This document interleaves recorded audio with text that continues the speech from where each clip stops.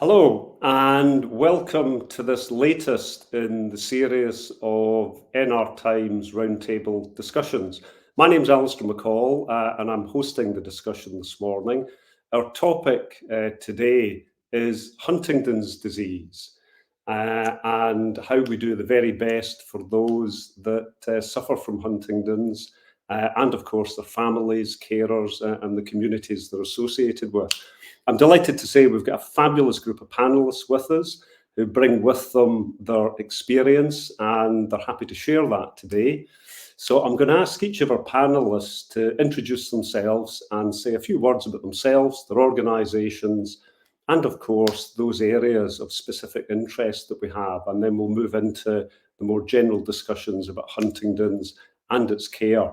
If I could start off with you, Vincent, please.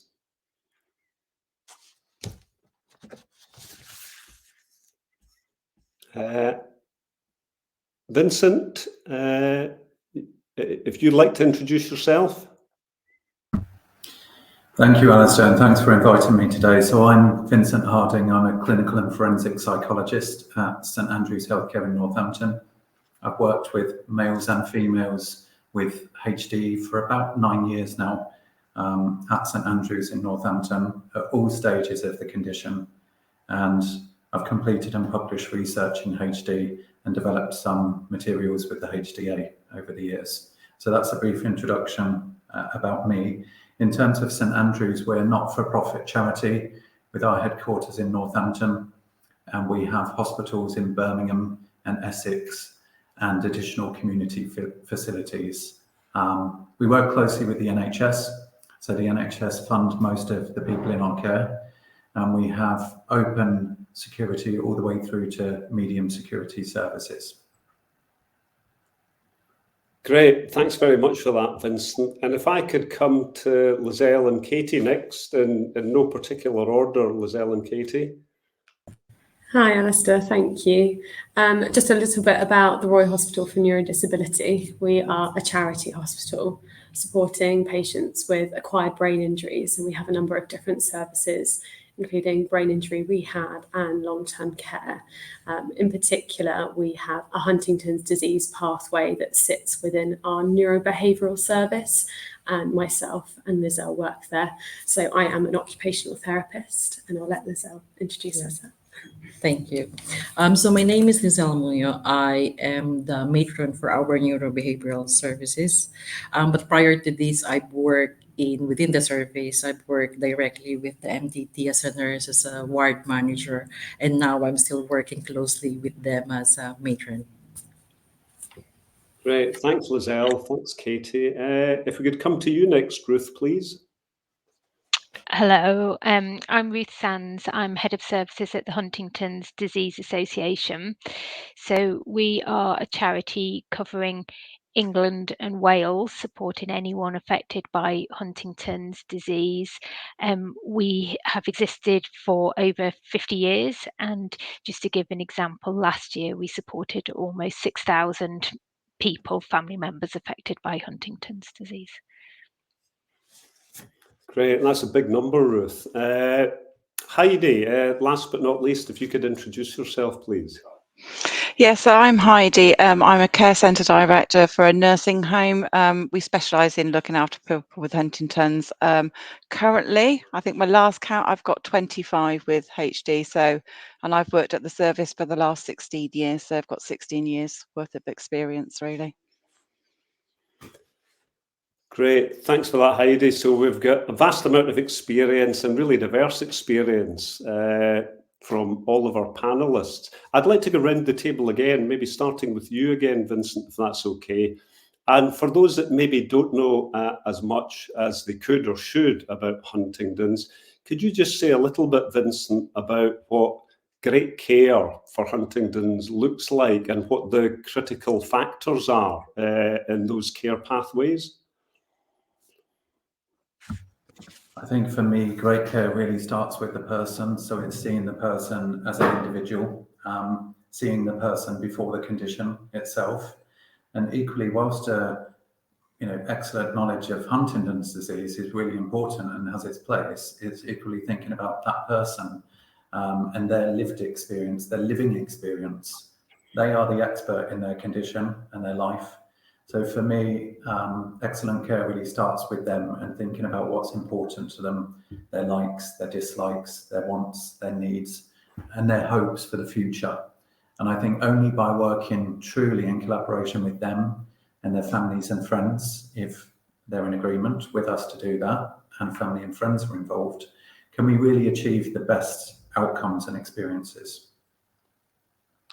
Yeah, thanks, Vincent. I'd like to go around the whole panel with that same question about what good care looks like and what the critical factors are. If I could come to you next, Lizel and Katy. Yeah, I would echo what Vincent says, of course. And I think for us in particular, where we have strong MDT, our MDT is quite transdisciplinary. So, you know, you're putting your different hats on to support that patient-centered care, but being very flexible in that approach. So it's a case of sometimes positive risk-taking to kind of think outside the box for some of those goals that they have. Yeah, I would just support Katy with the MDT, because Huntington is such a complex kind of symptoms. It's across the board, you know, from psychology to psychiatry to primary care. I think it's important that we support their independence and their choices. And like what Vincent said, is working with them and their family and their expectation, and, you know, supporting what their wish are for themselves, for the future, and how can we support them safely. And safely means, you know, we could take positive risk assessment, you know, things like small risk or participate in activities that others might not consider good for health, like cigarette, alcohol.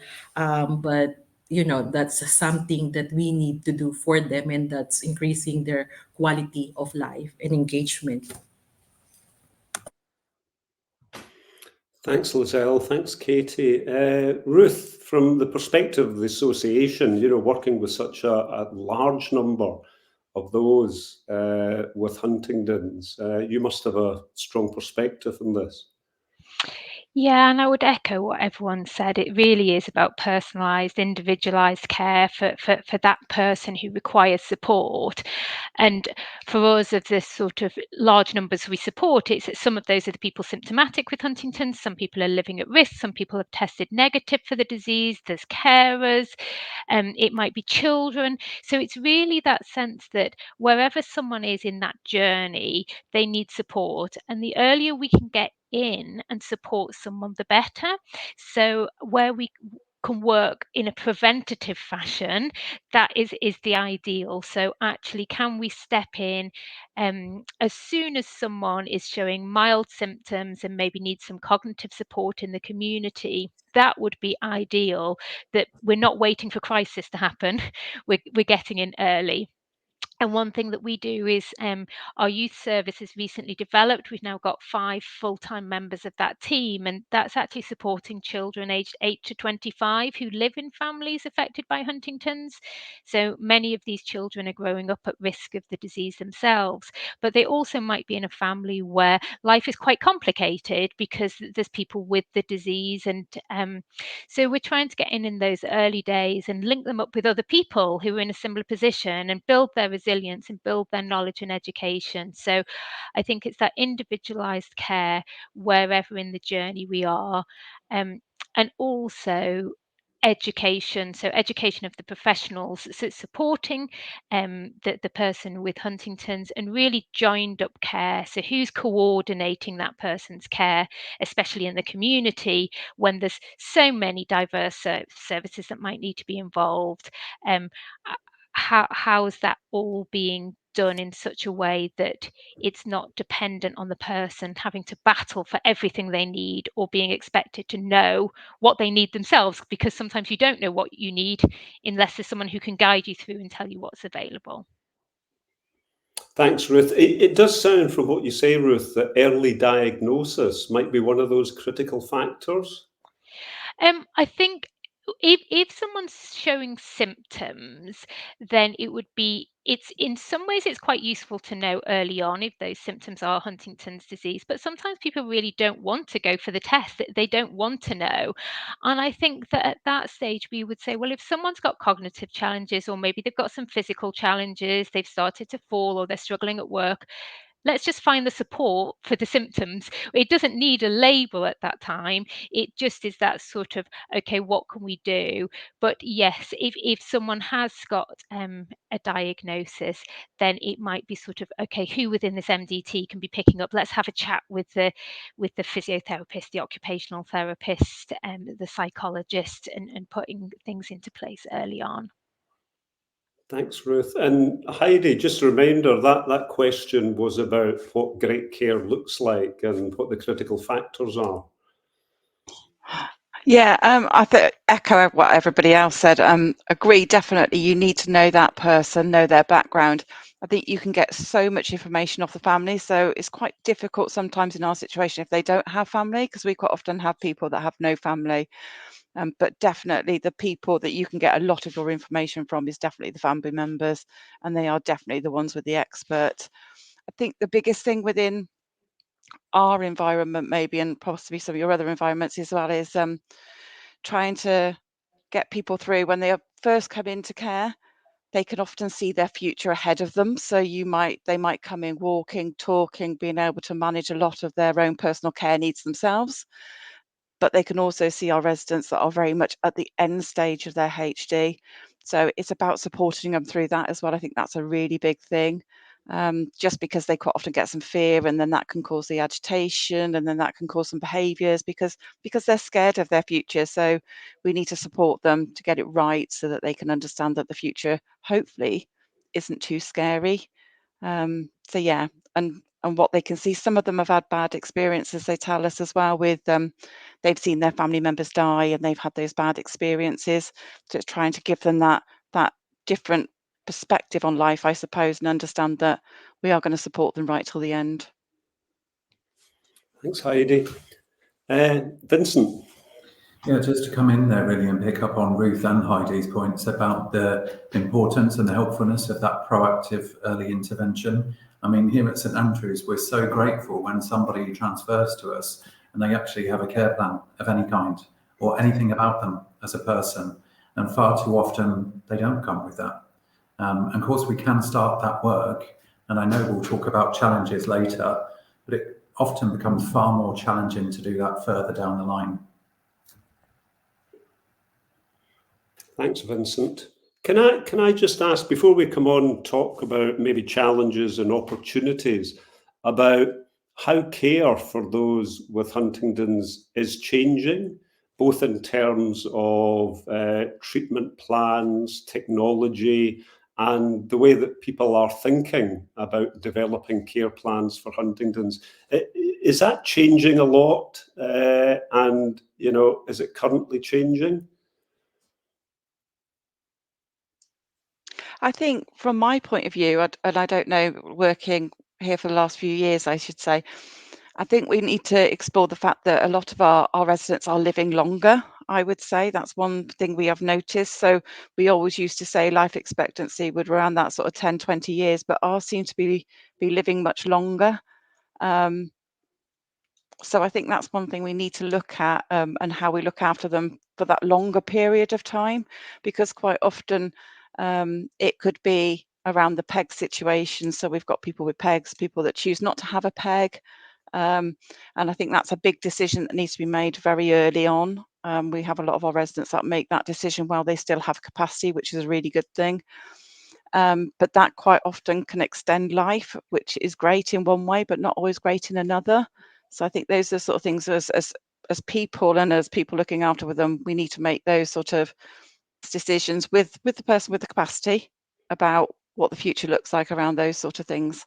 But yeah, I think that's one of my biggest areas of things that have changed. They are living potentially longer, which is, I would hope, because they're having good care and better care, and we have a better understanding. So thanks, Heidi. Lizel, did you want to come in to talk about changing approaches and thinking?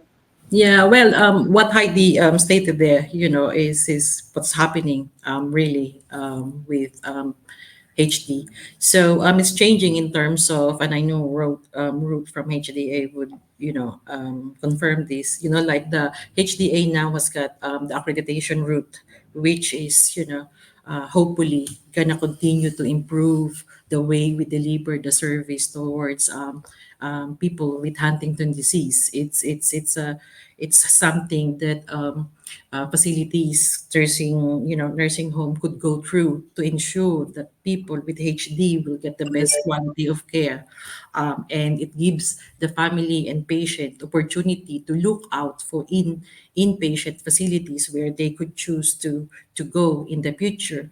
We have had some visitors in our facility, and they are at that stage wherein they're like, you might call shopping, planning for the future, looking at, what we can offer and whether they see their life with us. And when Heidi mentioned about peg bidding, it's, while they can still make those decisions, we need to take those opportunities so that they can be in control of their future. Do they want advanced decision making? We need to support them in making those decisions and making sure that we provide all the necessary information so that they can have that informed decision for themselves. Do they want the uh, tube placement? Do they don't want it? And then once they've done that, they carry that form with them because it's legal binding. So even if we discharge them or in the community, if they happen to go to acute hospital, they have that with them, and that will be, followed because that's their decision and wish. Ruth? Yeah, I think there's a number of things that have changed significantly. And I think one of the things is this sort of move to living online, basically. And when you're working with people with a rare condition, that's been really helpful. So kind of social media has sort of taken over, and that's where lots of families and professionals are getting their information and knowledge just in a way that wasn't possible before. And so what we hope now is people are getting really good quality knowledge and education. And for example, at the moment it's Huntington's Awareness Month, and we put out a what can you learn in 5 minutes awareness campaign, just those little snippets, but as well as doing online training on a range of topics. So it just means those things are kind of more widely available, but also means that multidisciplinary teams can get together much more easily than before. So when it used to be trying to bring 10 people across the community for an hour and everyone had to drive there, it was quite difficult, whereas now people can hop on a call and speak much quicker. One thing we've seen as well is people really looking at their pathways in their local areas and sort of saying, well, what are the gaps? What can we change? What can we develop? And we did a really nice project with Surrey where we supported them in creating their pathway. And one thing that's great about the HD community is sharing. And when someone's done something, they're happy to share it. And so those things are then available for other people moving forwards. And just one other thing I'll mention at the moment is psychological support. So I think this really fits in with what we said about supporting people at any stage. Psychological support is quite hard to access. It's not sort of an off-the-shelf product when it's someone with Huntington's. It's sort of individual.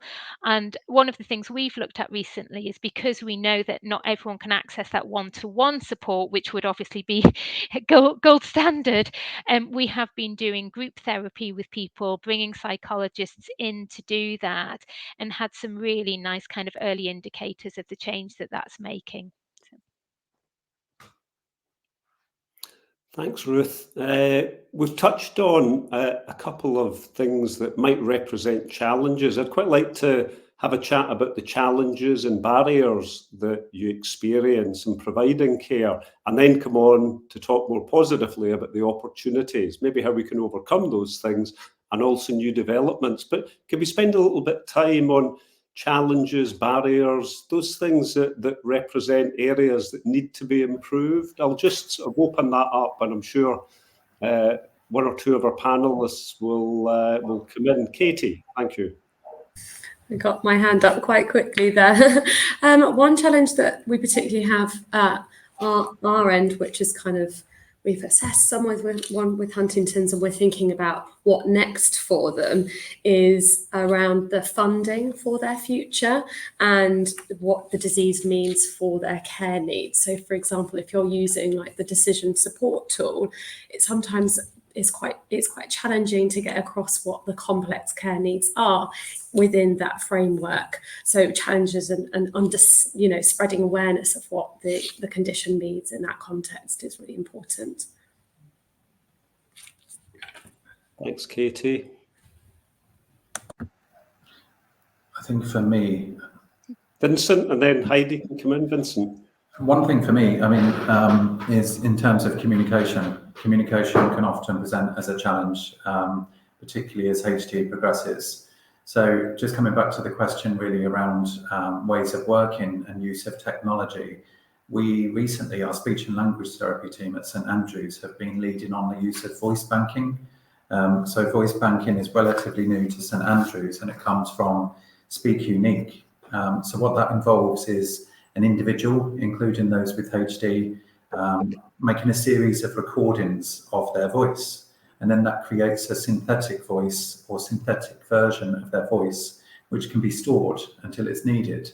So an increasing amount of people here at St Andrews are engaging with that work, and then their voice is available for them for the rest of their lives in a form that they can access it. So that really is groundbreaking for us here.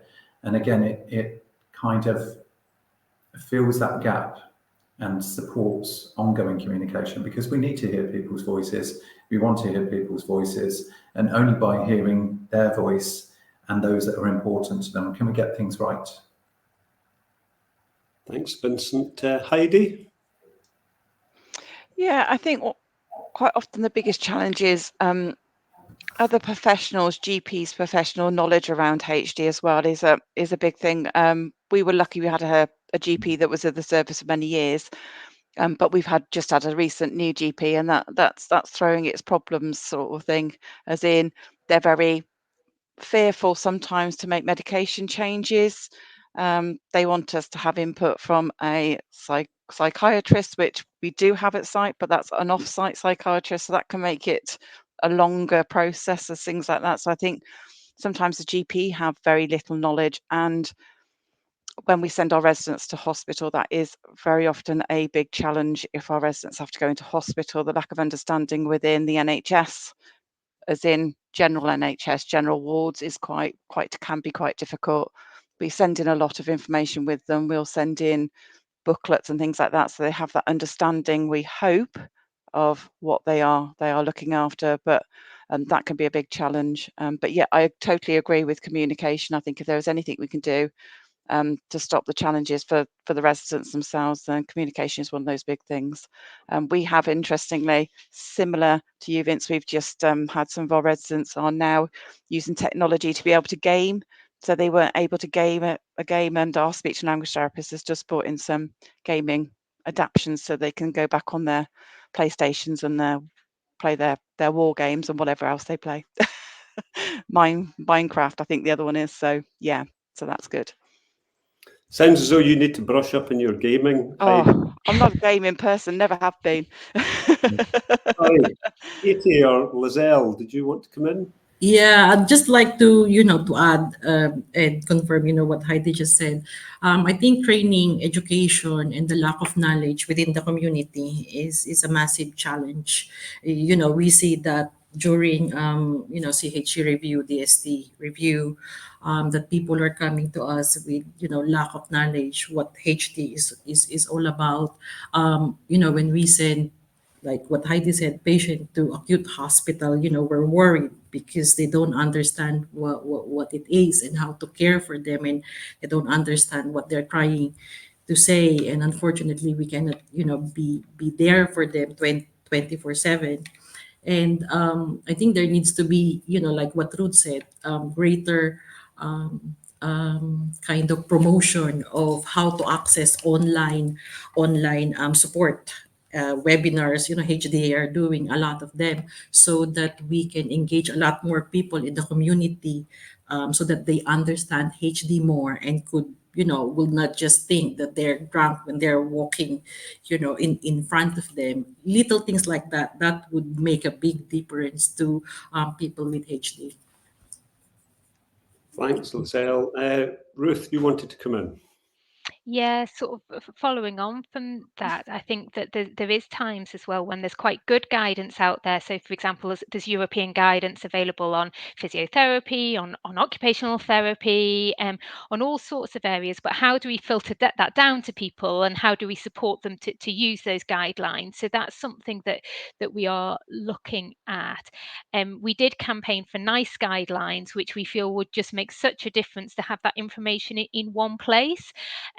And we will continue to work on that. But the feedback that we got from sort of people within the NHS was actually the first step of that is, well, the step forward might be to create our own guidelines and get those accredited. And that's something we're looking at. But in the meantime, we have at least tried to collate the relevant guidelines from the different sort of places. And we've got those on our website now. So people aren't sort of looking all over the place for information. But I would say one of the biggest issues in the community, and I think this is maybe sometimes down to lack of information, is people falling between the gaps. So certainly kind of mental health services. I mean, we did a survey of our community and had over 100 responses, and 30% of those said they'd been denied access to mental health services. And that's often a misunderstanding of the condition. So that's something that would make a really significant difference. And again, early, more preventative care rather than crisis care.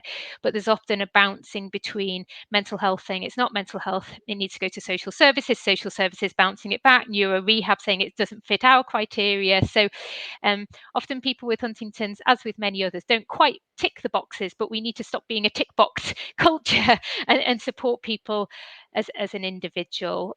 Some good news on that is that we do know that the Department of Health sent a message out to their mental health team saying that mental health services shouldn't exclude anyone because of a particular physical health or neurological diagnosis. So we feel like that was a step forward to be getting that message through.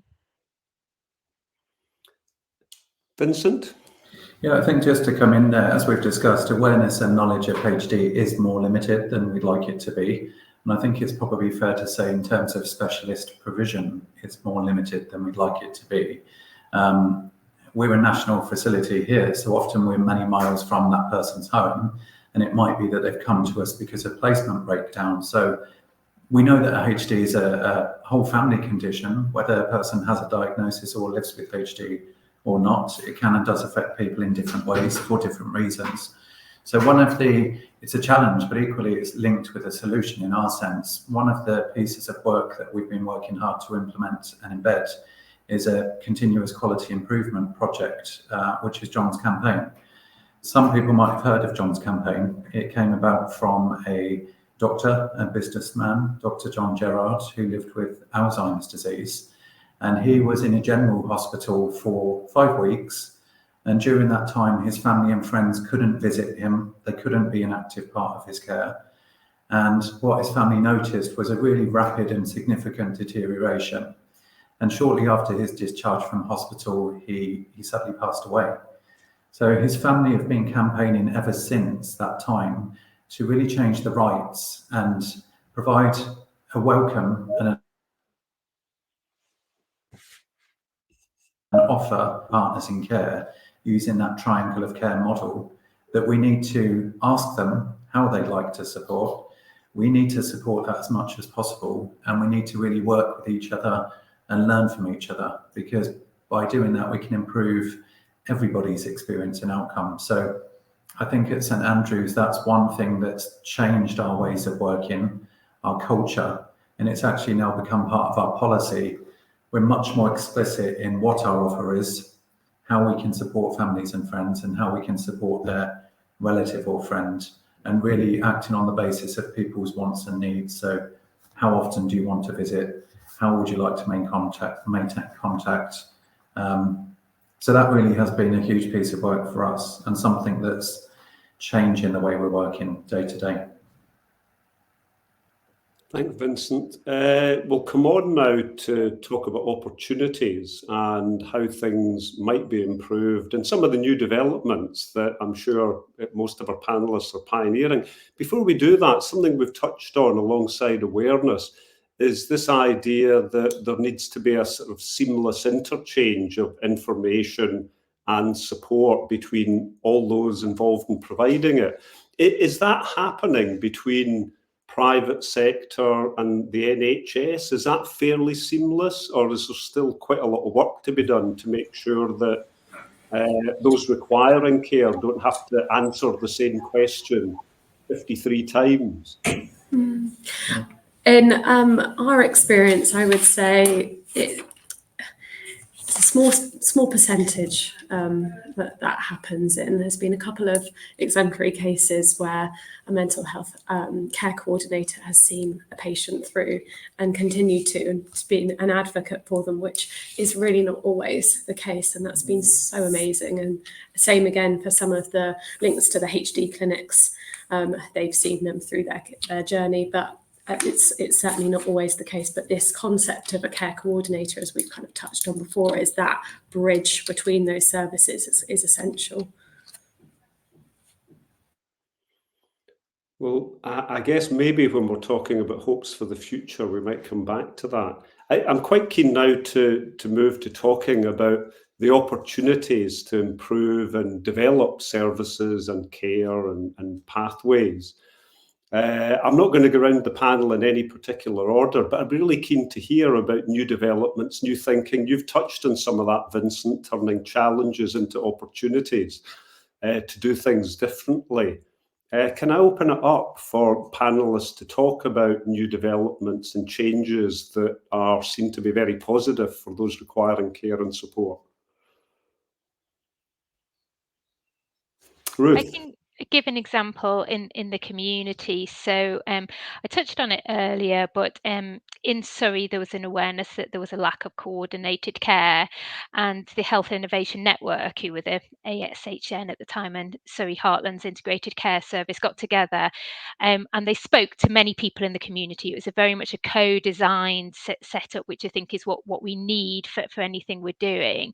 And they looked at the care pathway, developed a new care pathway, and did a business case and job description for a clinical nurse specialist. And that post was actually funded, and that nurse specialist now sits within the St George's team. And that's just been really transformative for them. I think Lizel and Katy probably know the nurse. So what that means is that the nurse there can sort of make sure these MDT happens, that the clinic has sort of changed in the way it can function as a multidisciplinary team. The nurse kind of liaises with the community. There's more regular follow-up. There's continuity of care. I mean, we work alongside them as a charity, and it's also freed up appointment slots for the consultants, etc., because this nurse is there. So I think that's a really nice example where we can see sort of start to finish the difference that's made, and it would be lovely to see that replicated elsewhere in the country. Thanks, Ruth. Lizel. Yeah, just to add on what Ruth actually said, Huntington disease now is, like when Ruth mentioned earlier, with mental health pathway, they fall, between the gaps. They are now in the, care pathway, Huntington care pathway of the National Neuroscience Advisory Group, which kinds of, help in some way for those who needs guidance on the Huntington disease pathway, and that's a not the move to the where we want it to be, but that's a move forward where if people are not familiar with it, that's something that they could look up to in terms of resource. Thanks, Lizel. Any other thoughts, Vincent? I suppose I'm thinking back to the example I gave earlier around care planning and people often not arriving to us with a care plan of any kind in some cases. And that can and does affect continuity of care. So we know that people living with Huntington's disease often want and benefit from consistency, predictability, familiarity. And I think that's when care planning really comes in. But remembering the person at the heart of it all, so it's their care plan, it's not ours. And therefore it needs to be driven by them and by their voice. So it's everything we do should be with them, not about them. So that's something that I think could and should change, a greater emphasis on care planning and co-production across services. So we often send, when people leave our services and go closer to home or go back home, they go back with so much. So they go with a all about me care plan, for instance, that they fully co-produced with involvement from families and friends. They go with a positive behaviour support plan. So we're focusing on consistent, predictable care, and with the emphasis on promoting positive pro-social behaviours, and equally with things like life story books, which really support others in that person's social network to see them as a person and understand what's important for them. So that would be my big thing in terms of care planning and co-production. I would just like to chime in and agree with Vincent there, where we've done exactly the same behavioural support plans and co-production of care plans. And when we've been lucky to have feedback about how someone's doing in their next placement, we've often had really, really great feedback from the team as well as the families about how things are going because of that seamless transition with the support of those care plans. Thanks, Katy. Ruth? Yeah, just to flag sort of another big thing on the horizon is obviously there's a huge amount of research happening in Huntington's disease, looking at ways that potentially the disease progression could be slowed and sort of disease modifying treatment. And that's kind of really exciting, but also the ups and downs of hope for families of kind of when these things seem like they're going well and when they seem like they're maybe not going so well. And I think that also feeds into the co-design as well. It's just so important that families have their voice across everything to do with Huntington's. So kind of in all of that research, the community feeding in as well. On a similar note, from Ruth's point about research, is technology making much of a difference? And do you see technology being applied in new and different ways that might mean positive change? I was going to say, I think technology from our point of view is around that risk taking as well, and the least restrictive practices that we can do. So I'm not sure it's moved on great in the last sort of few years, I would say, but it's those small things. We have things like magnets in shoes so that they can go out in the garden and carry on with that independent living as much as possible, but still know where they are. So I think that sort of technology is still there. Your mats when you know they're in bed, so you can tell they've got out of bed, and just those sort of things. But I don't think it's moved on, unless it's just our site. But I don't think it's moved on much. I think there could be some bigger improvements in communication, and safety things really. Because they will quite often, from a physio point of view, our residents will quite often refuse to have things like hip protectors, and those sort of things don't always go down very well. Head protectors don't always go down very well. So we have to use other ways of knowing where they are and sort of allow them to take risks, but also monitor those risks as much as we can. Thanks, Heidi. I can see a lot of vigorous head nodding. Lizel and Katy. Yes, this is what feels like our bread and butter as well. We use all different types of sensors to make sure that they're safe, but without restricting them. Yeah. And again, it's kind of thinking flexibly about padding and safe measures, but things I would say maybe haven't progressed. We always kind of maybe thinking about a new invention that could be out there with regards to sensors and padding. But I guess coming back to both Heidi and Vincent's comments around communication and technology, I would also say that those things are so key. We use iPads and other kind of talking devices where people can press buttons simply to make their needs known. So there are options out there which are becoming more progressive now. Thanks, Katy. Vincent? Yeah, so I think in terms of the evidence base, particularly in terms of psychological interventions, it's come on a long way. But again, it's fair to say there's a long way to go. So we want to use evidence-based interventions, but often we can find that we're having to be quite creative, flexible, and innovative to think about what are the needs of this person in front of me, what are their wants and what are their needs, and then almost turning that on its head. And through practice, we're developing an evidence base through our outcome measures. And I think one thing with Huntington's is because we do have the sort of European Huntington's disease network, it's a rare community, but actually if all of those are sort of fed into that, it just means that sort of sharing of knowledge and information. And I think sometimes we're using sort of best evidence and clinical experience to do the best we can and trying to build that evidence as we go. And I know that sort of just an individual case study can be so powerful for other sort of clinical teams to be looking at and saying, yes, we can try this in our setting as well. I think just another thing on technology is the fact that now actually clinics might be able to say, well, would you prefer to have a face-to-face appointment, a telephone appointment, a Zoom appointment? And that simple thing sort of helps a lot. And that might be because in the later stages of the disease, actually that's trying to link up with a residential setting and actually say, you know, can we talk to the manager? Is it possible to see the person on screen? But it also means for those people who live really busy lives and are still working and can't really travel to appointments all the time, it gives them the opportunities to be involved more from that perspective as well. So. Yeah, that must be a critical factor, Ruth, in terms of access to services, and if there is such a thing, equal access to services. Yeah, I think for us as a service, we're able to help more people because we're not in a car so much. You know, for those people who can sort of and prefer to be on screen, that's kind of really powerful. And it's trying to have that sort of those options available, isn't it, so that people can choose what's right for them.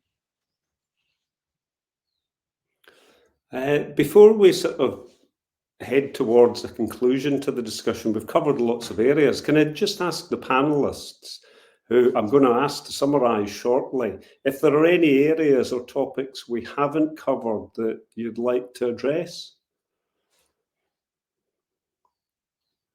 No, well, in that case, I'm going to sort of close the discussion as we started it by going round all of our panellists and asking what your hopes are for the future, for the long-term vision of care with reference to Huntington's disease, or what would you like to see change that would make an even more positive impact to the lives of those with Huntington's and those that are involved with caring for them? So hopes for the future, Vincent.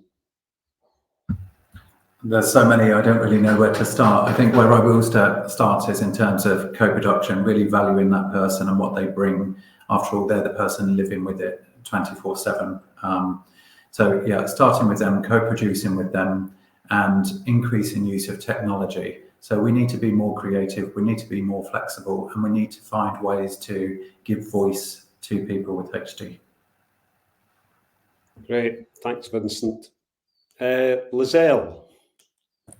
Thanks. I think our hope for the future is that, HD, it should not be a reactive kind of support. It should be like when they're at risk or whether, they're not having the symptoms yet. At that early stage, there should be like a coordinated care so that it gives them a lot of time to plan their future.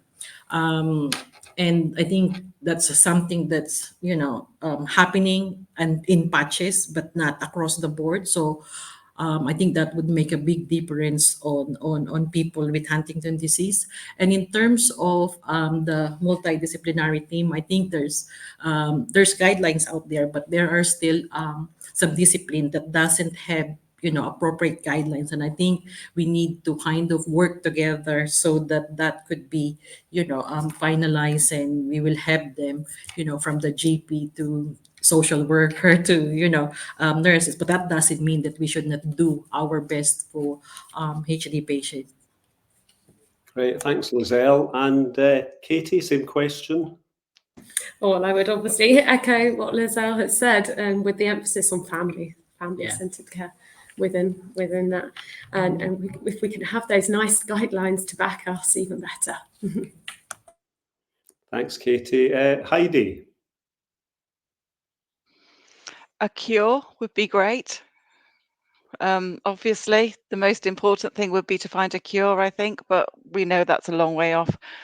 I think the thing that really frustrates me most of the time is the lack of understanding, as in professionals as well, but just in the wider community, as in people walking down the street and those sort of people that don't understand, and that the challenges that brings to families.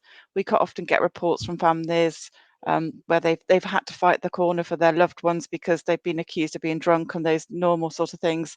So I think that wider community knowledge would be one of the biggest things that I would like for the future. Great, thanks, Heidi. And Ruth, you get the final word. Hopes for the future and things that you'd like to see change and improve. Yeah, I think to choose one, I would say everyone having access to a care coordinator, because it feels like that's a great starting step to solve quite a lot of these issues and stop people falling through the gap throughout wherever they are on that disease journey, or as someone whose loved one is on that disease journey. Thanks, Ruth. Well, I think that's a really positive note in which to end. The big messages there, I think, are around awareness and the need for that kind of coordination. We've covered a lot of ground. I'd like to say a really big thank you on behalf of NR Times to our panellists who have been so generous with their time and their experience, advice and opinions as well. I'm sure we'll come back to the topic of Huntington's again and explore some of the issues that we've covered today in a bit more detail. I'd like to thank everybody that's watching this, and I'd really encourage everybody that's watching this to share it as widely as possible, whether you're picking it up on our YouTube channel or on the NR Times platform. I think this discussion will help support some of that awareness and hopefully stimulate further discussion about Huntington's. So please share it as widely as possible. Thanks again to our panellists on behalf of NR Times, and thank you to all those that are watching. Thank you.